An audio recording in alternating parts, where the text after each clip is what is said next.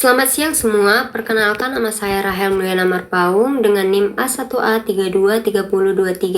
Di sini saya akan menganalisis dua kasus, yaitu tentang perlindungan hukum terhadap korban kekerasan dalam rumah tangga dalam keputusan Pengadilan Negeri sebagai implementasi hak-hak korban dan pembuktian dan perlindungan hukum terhadap korban perselingkuhan dalam sengketa harta bersama.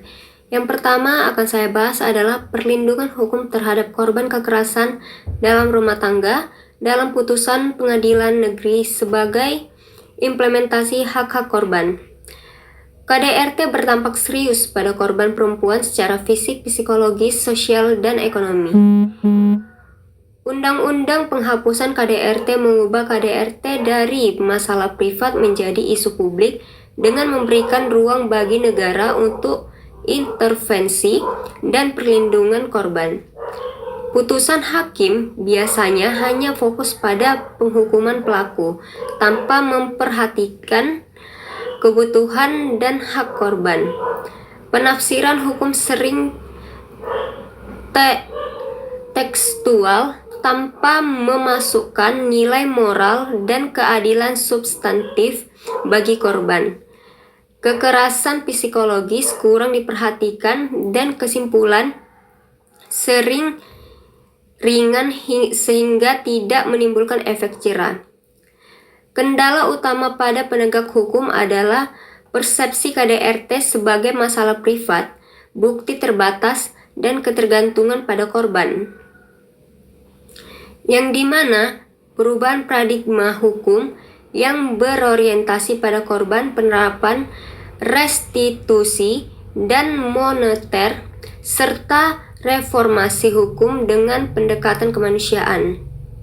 RUU KUHP mengupayakan pengaturan lebih komprehensif atas KDRT termasuk kekerasan psikis dan ekonomi. Yang dimana kesimpulannya, perlindungan hukum terhadap korban KDRT di Indonesia masih minim.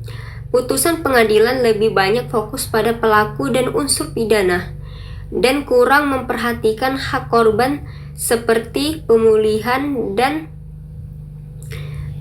pembaruan sistem hukum yang berorientasi pada korban. Sangat diperlukan agar keadilan substantif dapat tercapai, sekaligus meningkatkan pemberdayaan aparat hukum dan penerapan nilai-nilai keadilan dalam pengambilan keputusan hakim.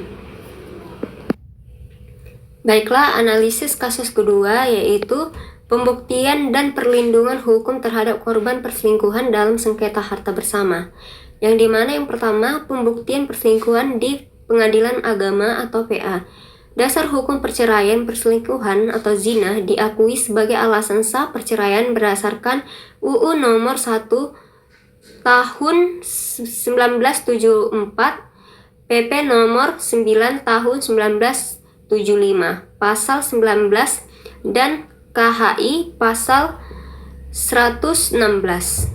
Yang dimana alat bukti konvensional yaitu bukti yang diakui meliputi saksi mata yang melihat kejadian langsung dan dokumen. Penerimaan bukti digital juga bisa, yaitu Pengadilan Agama menerima bukti digital seperti foto, video, chat WhatsApp, atau SMS, atau rekaman suara berdasarkan UU ITE nomor 11 tahun 2008 selama keasliannya diyakini.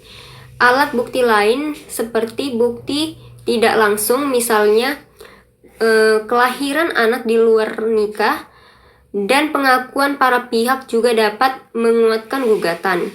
Yang kedua, perlindungan korban dalam pembagian harta bersama.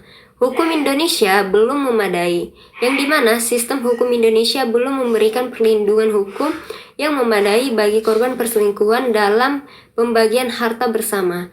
Prinsip proporsional, hakim cenderung membagi harta bersama, yang dimana biasanya kita sebut harta gonogini, secara proporsional atau umumnya 50/50 sesuai pasal 35 UU nomor 1 tahun 1974. Kesalahan moral tidak mempengaruhi harta, yang dimana perselingkuhan sebagai alasan perceraian tidak secara otomatis mengurangi hak finansial pihak yang bersalah dalam pembagian harta bersama.